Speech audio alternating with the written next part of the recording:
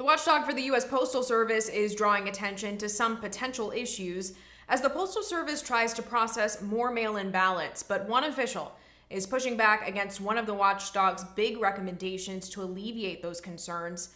Austin Kim joins me for more on this. Austin, what is the dispute?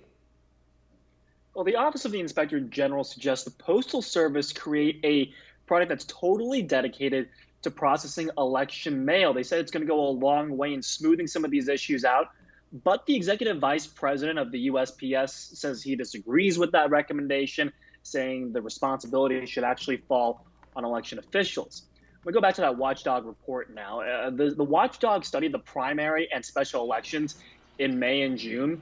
It reviewed processing and distribution centers around the country, and it found 1.6 million pieces of mail were not delivered on time. The report also calls for cooperation between state officials as well as the Postal Service.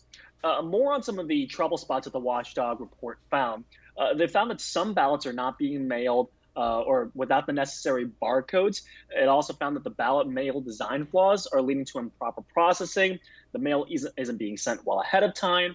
Postmark requirements for ballots are also an issue, and addresses are also out of date. So those are some of the issues laid out in that Watchdog report. But Postmaster General Louis DeJoy actually told lawmakers that election mail is actually going to be prioritized over some first-class mail. But one thing that this report did not look at was some of DeJoy's cost-cutting measures at USPS. And some of those measures, according to DeJoy, will not be implemented until after the November 3rd election. But there is still concern from U.S. Postal Service workers about some of these measures, and that includes overtime. They can't do their work because they're limiting the amount of hours that these workers need in order to safely deliver and reliably in an efficient way deliver the mail to people throughout the country, whether they be in cities, whether they be in towns, or whether they be in more rural areas.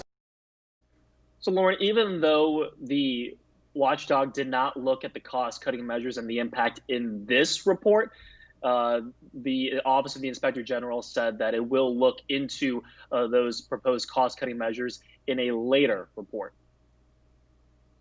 Okay, Newsy's Austin Kim, thank you.